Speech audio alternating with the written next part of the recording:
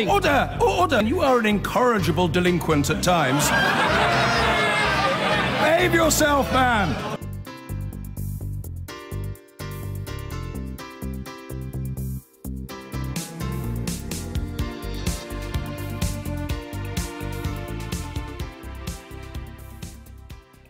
Now, the European Council President Donald Tusk has told the Irish Prime Minister Leo Varadkar that Brexit talks will go no further unless Ireland is happy with Britain's plans for the future of the Irish border.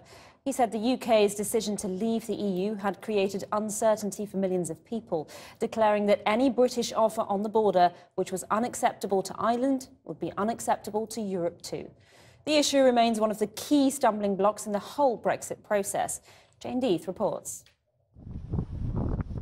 Can the UK's only land border really remain invisible when we Brexit?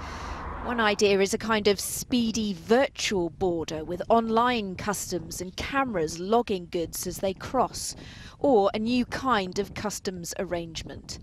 But the Irish government's not at all sure that would work.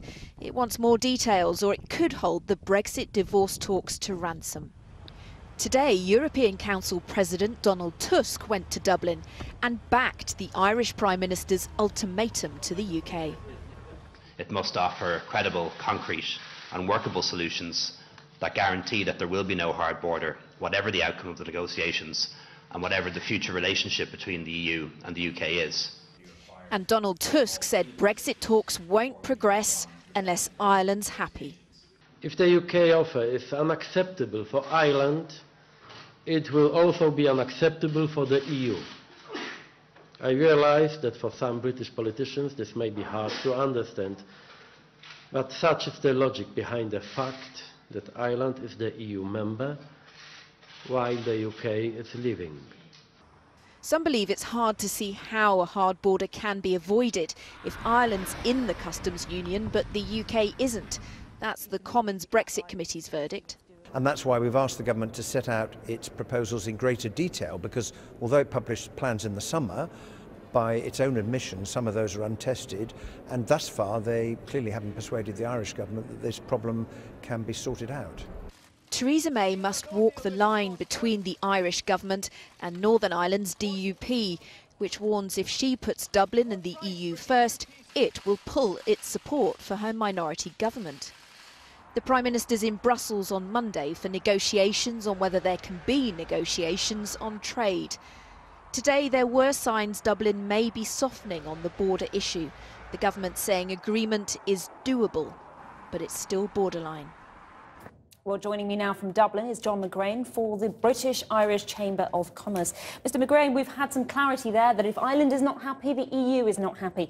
What do you think the implications of that statement are? Well, they're very clear. Good evening to you from Dublin.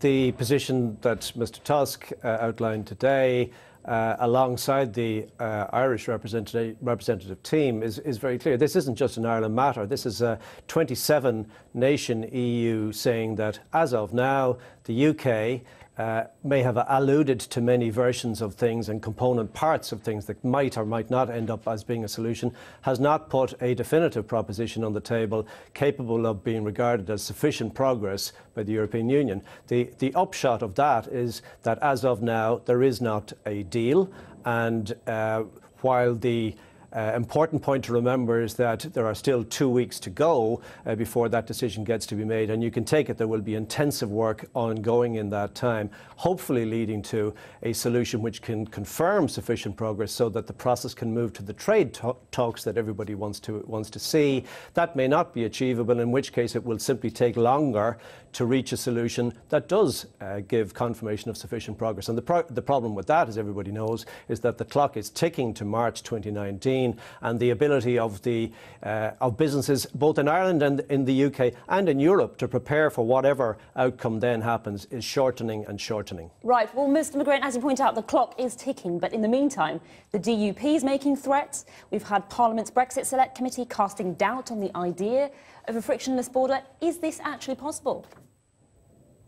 Yes, it is possible. The British Irish Chamber of Commerce, representing businesses and employers across the two islands, employing more than 2 million people, has this week published a template, a roadmap under the title of A Stronger Brexit Solution for All. And the big principles that are outlined in that are a combination of elements that include recognising that the UK will indeed leave the customs union of the European Union, but it has already signalled it's prepared to join a new customs partnership between the UK and the European Union. It has already signalled that it's prepared to think about issues of common regulation or comparable regulations, because nobody in the UK is looking for a reduction in standards of safety and care and all of those things. And it has already signalled that it is prepared to think about solutions that reflect other EU solutions for regulating disputes. Mr. McGrain, I'm afraid the clock's ticking on our programme too. We're going to have to leave it there. Thanks very much. That's the template. Thanks very much.